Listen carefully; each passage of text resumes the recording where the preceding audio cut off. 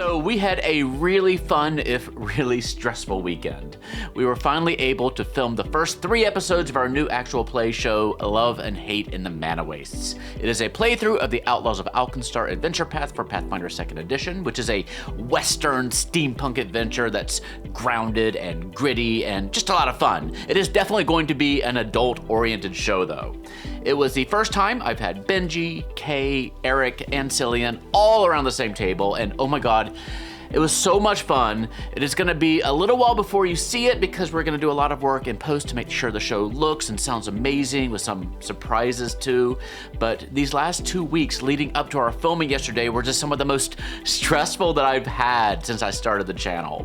I am exhausted, but and I know Grady is too, but today is going to be one of those fun days where we have a new shipment for WizKids to open together. And as always, we're going to be taking things out of the box today with more in-depth videos to come later on. Members of our Patreon over at patreon.com/thegalacgoblin can go and vote on which ones I should prioritize. And of course, many thanks to WizKids for sending us this to review. So get locked and loaded. We are going to embark on a good old-fashioned unboxing.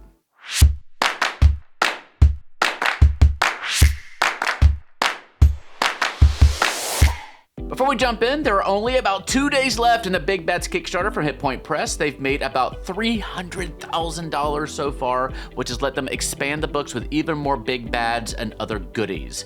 As I'm filming this, they are close to unlocking content on Foundry VTT as well, which is going to make it really easy and really fun to run these adventures remotely.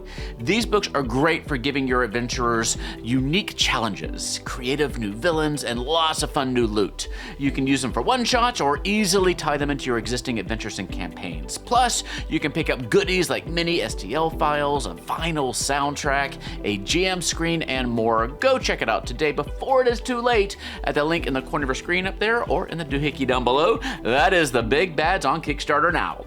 All right, let's open up some boxes. We've got 2 here. And all right, what do we got in here?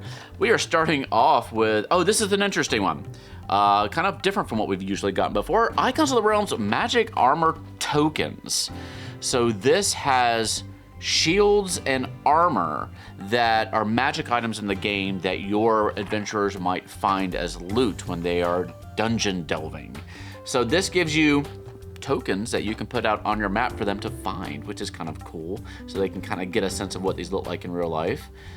Shields, and like, I don't imagine that these are things, well, I mean, if you are a person who is adept at slicing and dicing up your minis, you might be able to, maybe not the armor, but the shields, you might be able to equip them onto your minis. So that's kind of fun. I have noticed that they are making some updates to the frameworks project as well, those products, to make them a little bit more, give you more parts so you can make more minis out of the same package, and trying to keep the price the same. So maybe this would be a nice thing to tie into those. Next up, we've got some expansions for Onslaught, the new tactical board game that we have not reviewed yet. I am hoping to get to that the next week or two. So these are also little things that you can use in your D&D games, because these include pre-painted minis. This first one up here is expansion Zhentarim 1. Looks like it has 4 minis. You can add some Zhentarim into your games, which are, that's a pretty good fun faction to have in your campaigns. And one of these, at least one of these, looks a little familiar. We will have to double check to see if these are all new and unique minis or not. But yeah, it looks like a hobgoblin there. It looks vaguely familiar, but I could be wrong. Yeah, cool set. So there's also cards and whatnot in here to add it to the board game, but we'll see if the prices are making it, might make it worthwhile to just get for the minis themselves if you're not playing Onslaught. But if you are, this is great. Next up is another expansion, Sellswords number 1. It looks like another 4 minis. It is a diverse collection of races. There's like a dwarf and a dragonborn, I believe, and a gnome potentially, and a human. Yeah, and this one had, all sorts of different kind of races in there. And we have another one as well. This one is the Harpers expansion number 1. With a Kuatoa. No, not a Kuatoa. What is the other little fish race called?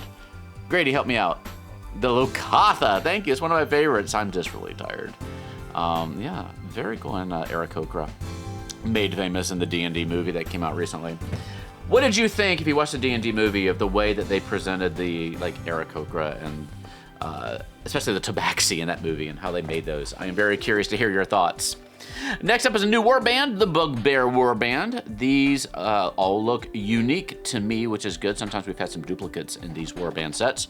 But we got 6 new bugbears, including a bugbear chief, and then 5 just generic bugbears. I'm guessing we don't have a lot of bugbear stat blocks, or else they would be represented here. But we got a chief and then 5 straight up bugbears. So we're going to move all these guys off to the side and see what else we have in here. I'm going to put this over there.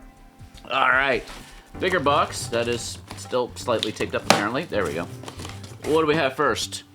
All right, Icons of the Realms, Adventures in a Box, Wererat Den, which I don't even remember seeing coming out, the announcement for it. This one looks like it has the nest in the cage, and some sacks and trash piles and rats, and then I guess 4 Wererat minis, a little double-sided map, looks like some sewers, some sludge. There's one hulky looking Wererat in there too. So yeah, an old rotten table. So if you want to make a little sewer encounter with some Wererats, this is pretty cool. So we'll take a look at that one. We still have the Goblin expansion, the Goblin camp that I've been meaning to look at, because that one's pretty interesting because it reused some of the goblins from the Warband. Next up we have a, must be one of the premium figures from the Sand and Stone set, which is a new set for Icons of the Realms, the new full booster set. This is just a straight up Wyvern. Not an overly large box. I'm hoping it's not overly expensive either. Tilly's in the room wanting to get a little attention. So we got some Sand and Stone things happening here. What else is in here? Oh, here we go. Zhentarim, the Demon Queen of Fungi. You can actually see her in there. Ooh, kind of a nice shimmery effect on her as well. We've been waiting for this one. Another of the line of our demon queens, princes, what have you. So we will get that one out of the box and compare it to our other ones pretty soon. And a couple more. What is this? They're packed in here tight. All right. Oh, I have heard about this. There's a set of traps, not necessarily Icons of the Realms line. This is the 4D settings, which we haven't seen in a hot minute. Yeah, it's called Devilish Devices. This one comes with treasure chests with various traps inside. So I guess you have the treasure chest, which you can use as straight up treasure chests, and then they have little inserts if you want them to be poison gases or magic clouds or scything blades or the poison needle trap, which is kind of cool. And then you have some things you can put on the ground, like bear traps and foot spike traps and ice pit traps and urn flamethrower statues. Interesting how you would incorporate these. I mean, you could easily put the, I don't know if, yeah, I wonder, I assume that you'll be able to close the treasure chest once you put them inside. And yeah, these tiles are interesting too. And there's some rune tiles as well for some puzzles. So yeah, we'll get these out of the box and see how kind of interactive they are, if you can just put them down on your map and then spring a surprise on your players or not. But we got a couple of these in here. The next one is Hidden Hazards, which is a similar sort of thing. You've got some rolling spheres and rotating blade traps, falling block traps, which I guess is just a block. I don't know. Some spike chips and scything blade. I think I might have mentioned that one already. And it says compatible with Warlock tiles. We haven't seen some expansions to Warlock tiles in a hot minute either. I feel like the last one we got was that fishing dock, which I still need to review. It's sitting by my computer downstairs. I was using my Warlock tiles in my game for Love and Hate the Manaways. It's sitting right in front of me, which you can't quite see. I'll show you a picture on the screen here. But I used almost all of my kind of Tudor-looking, the town and country style WizKids Warlock tiles to build this map, and I need more. I had to scrounge to find the last pieces I need for that, so I might have to go invest in a few more boxes because it really is handy and useful to use, and it's the first time I've gotten to use them in a long time. So I'm kind of missing that we haven't had any new sets in a while. I'll move this over here. All right, ooh, yeah, here we go. This is a little bit more of my style, Merchant's Row. And we had some Warlock Tiles expansions that were similar to this, but we have some merchant stands. Oh, we have a weapons merchant, and a potions merchant, and a cow and a pig, and then some stalls that you can set up to sell cabbages and apples and things like that. So I am curious how different this is from the Warlock Tiles ones. And I wonder why these are 4D setting tiles. I guess they're labeled 4D settings and Warlock tiles. The dungeon dressing is just a kind of a new branding, though, that I'm not used to. So yeah, I guess it's not just straight up Warlock Tiles expansions anymore. They're trying to tie the 40 and the I thought that the Warlock tiles were gonna replace the 40 settings, but I guess they're kind of merging them into maybe dungeon dressings. I will have to reach out to WizKids and find out kind of what they're doing there. And finally, we just have this little box, which says on the side, D&D Icons of the Realms, Sand and Stone, Factory Set, Set 26, Booster Brick Miniatures only. So this contains, presumably, every Sand and Stone mini that's going to be in the booster set. And there are premium figures too. Presumably the Wyvern is one of them. I don't know if there's any more. But yeah, we were going to have to bust this out and show you all the full set of the Sand and Stone minis, which are coming out here relatively soon, if I'm not mistaken, unless they're already out and I just missed it. So we will get this out and give you a full set review of this very soon.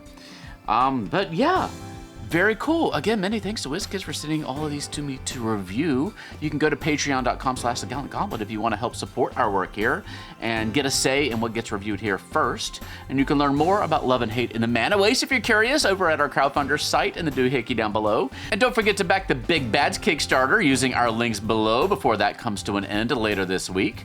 I clearly have my work cut out for me here, but let me know what you are most excited about in the comment section down below. I'm gonna completely crash for a few hours before I review any of these, but if you need me, you can find me on Max Plus, on PlusNut, Cineflix, and Max Plus TV Plus. For now though, stay safe, have fun, love each other, and I will see you next time at the Gallant Goblin.